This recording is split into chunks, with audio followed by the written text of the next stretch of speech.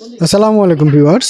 ঘুরতে ঘুরতে চলে এলাম দীঘাপতিয়া কৃষ্ণজি কালীবাড়ি মন্দিরে।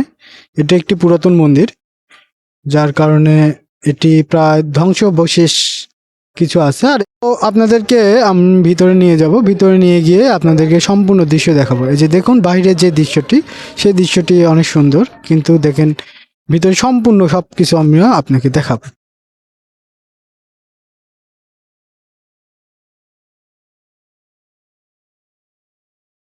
দেখুন মন্দিরের উপরে ছাদে অনেক জঙ্গল, অনেক গাছপালা উঠে গিয়েছে। এটা হচ্ছে মেন মন্দির, আর এটা হচ্ছে কালী মন্দির। হ্যাঁ, আর এটা দীঘাপতিয়া রাজবাড়ির রাজাই প্রতিষ্ঠিত করেছিল। এর পাশেই আছে শিব মন্দির, এই যে দেখতে পাচ্ছেন শিব মন্দির। এই সম্পূর্ণ একই অবস্থা। উপরে আপাতত প্রার্থনা করার জন্য, মানুষ প্রার্থনা করার জন্য উপরে ছাদের বদলে টিন দিয়ে রেখেছে। ছাদ যেহেতু নষ্ট হয়েছে, তো প্রশাসনের দৃষ্টি আকর্ষণ করব এরা যেন এটা সংস্কার করে। অবশেষে তার পাশেই অবস্থিত যেই মন্দিরটি, এটা হচ্ছে শারদীয় দুর্গা মন্দির। আমি আপনাদেরকে দেখাচ্ছি।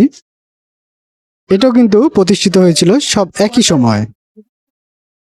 এই যে এই দেওয়ালগুলো, ভগ্নাংশগুলো দেখুন, কাঠামোটা অনেক সুন্দর, কিন্তু কাঠামো সুন্দর হলেও এগুলো প্রায় ঝরে পড়েছে। যেহেতু অনেক আগেকার প্রাচীন যুগের, সেহেতু এগুলো কিন্তু ঝরে পড়েছে।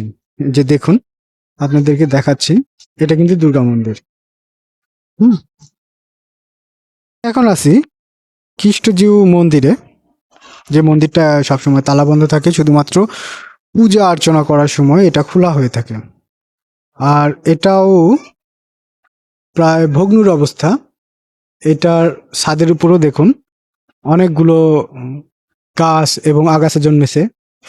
তো এগুলো সংস্কার করা অবশ্যই। আপনারা দেখতে পাচ্ছেন এই মন্দিরের পাশে আবার আরেকটি নতুনভাবে কমিটি নিজস্ব ভাবে তৈরি করেছে, শ্রী শ্রী লোকনাথ ব্রহ্মচারী বাবার মন্দির।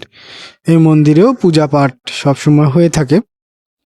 আর এর পাশে দেখুন সব জায়গা একদম ভগ্নুর অবস্থা, কোনো রকম ভাবে দাঁড়িয়ে আছে। আর প্রাচীন ঐতিহ্য হিসেবে এটা সংস্কার অতীব জরুরি।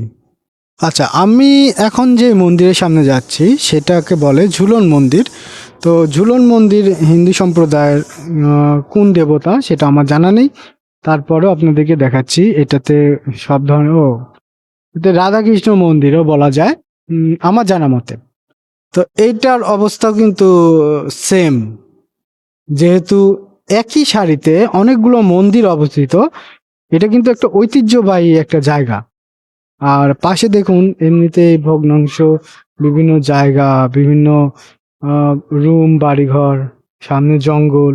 শুধুমাত্র ওদের অনুষ্ঠানের সময় এগুলো পরিষ্কার করা হয়, তাছাড়া নিয়মিত পূজা পাঠ হয় ঠিকই, কিন্তু একদম ভাবে ভগ্নুর অবস্থা। যখন তখন এটা সমস্ত দেয়াল খসে যেতে পারে, যেহেতু আদিকালে।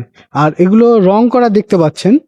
রং করার কারণ হচ্ছে যাতে করে এটা দেখতে, দূর থেকে দেখতে অনেক ভালো লাগে, কিন্তু আসলে কাছে এসে দেখলে আপনার অনেক খারাপ লাগবে যে এত ওই বড় ঐতিহ্য, প্রাচীন একটি ঐতিহ্য, সেই ঐতিহ্যটি এখনো আমরা সংস্কার করতে পারি নাই।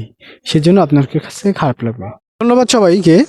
আশা করি সবাই ভালো থাকবেন, এটাই আমার আশা। আর অবশ্যই ভিডিওটি শেয়ার করে সবার মাঝে ছড়িয়ে দিবেন। আপনারা যদি আসতে চান তাহলে অবশ্যই উত্তর গণভবনের রোডের পাশে অবস্থিত এই যে ব্যানার দেওয়া আছে, সেই রাস্তা ধরে সামনের দিকে এগুলে গেলেই এটা পেয়ে যাবে।